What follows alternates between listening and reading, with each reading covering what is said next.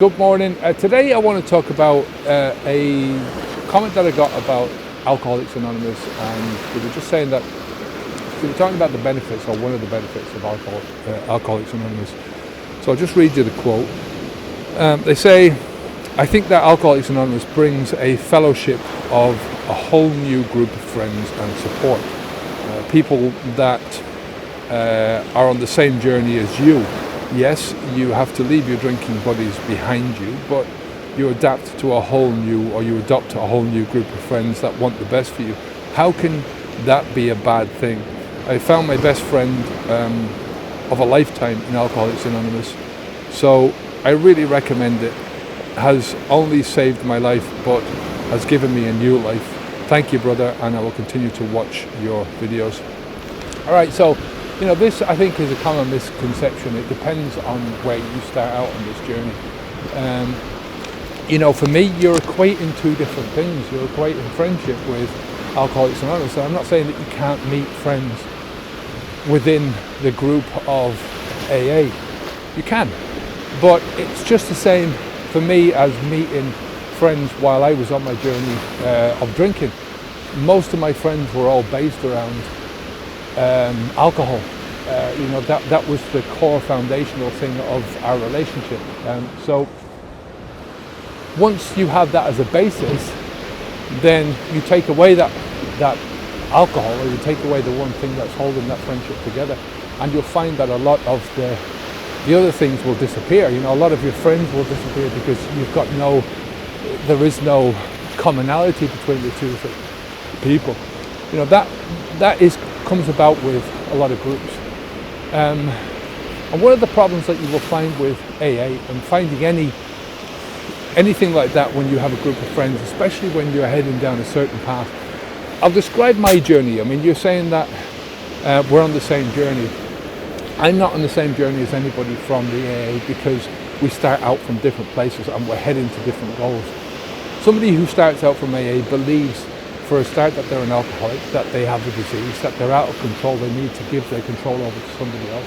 There's even parts of it that say that you have to bring back your sanity in the 12 steps, which means, it basically says that there's a certain level of insanity there.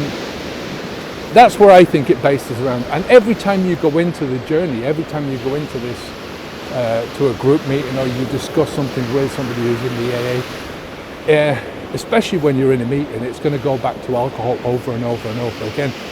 I find you see people who have been away from alcohol for 10, 15, 20, 30. I had one woman saying 40 years on a Facebook comment that they're still in that mindset of they're only one drink away from alcohol. Now, compare that with my journey, which says right from the beginning that this is only a habit, that I'm in complete control. I'm the only one who stops the control, who stops the flow of alcohol. I'm the only one who can do that. And that I'm moving forwards in my life to something differently, and I'm leaving alcohol in my past. That's the difference between the journey. Now, if you start, I'm not saying anything about people, and your friends, and just because you have one commonality with somebody doesn't mean to say that you can't develop other things that you have in common. I've had friends who were drinkers who also shared my love for science fiction movies and books, for instance, right? Not many of them, but a few of them.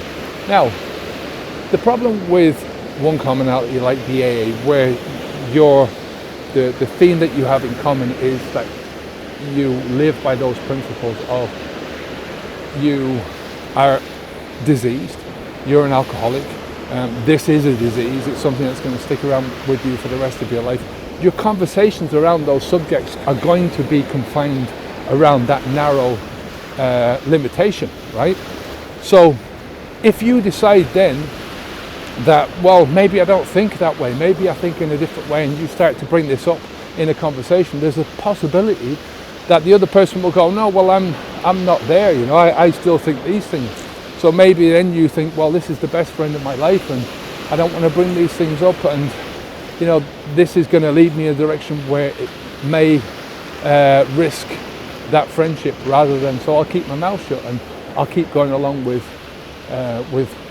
what I've been saying all along, this idea that we're alcoholics. Do you get what I mean? So the commonality of the relationship keeps the ideas in place, and that is the fellowship. And you find that over and over again. It becomes almost a religion, because people, when your friends are in such a like a closely knit community where with ideas and are based around ideas, once you try to stray away from those ideas, then the friendships themselves will start to fracture.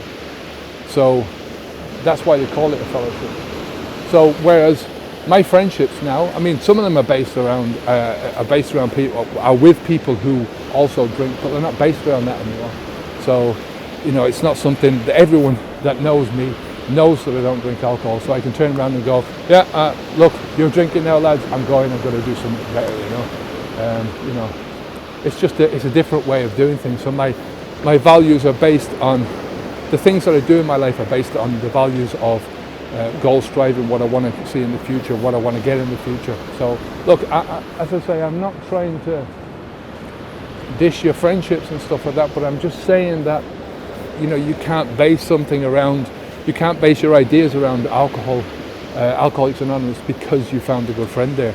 Do you know what I mean? I'll just have a look, see what else you said. That friendships are based around people who want the best for you. I mean, this is the question that should be with all your friends, that your friends want the best for you, otherwise they're not really your friends.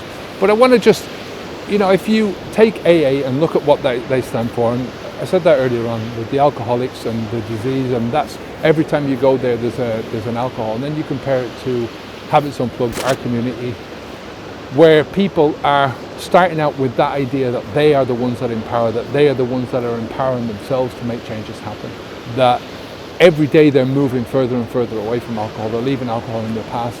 I hope you can see the difference, and I'm not trying to say, well, you know, that our system is the best way around, but it's a forward-looking system where we're forward-looking people, we're a forward-looking community. We're trying to get people to move away from that basic idea that there's something wrong with them, and towards that idea that there was something wrong with what they were doing, right? Something wrong with what they were doing to themselves, something wrong with the way they were living their lives.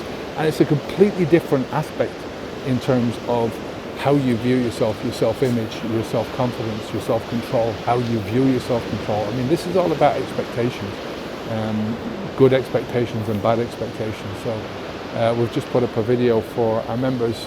You can get a link down below for that, the positive and negative expectations. So listen, I'll leave it there for today, but like I said, I'm not trying to dish your friendships or anything like that. I'm really just saying that, you know, friendships come in all shapes and sizes. You can find friends in the most unlikely of places. I have. Everyone has, I think. But you have to really look around the commonality of the people that you're with, you know. So I'll leave it there for today. Take care of yourself, and I'll speak to you again soon. Onwards and upwards. Keep the alcohol out of your mouth.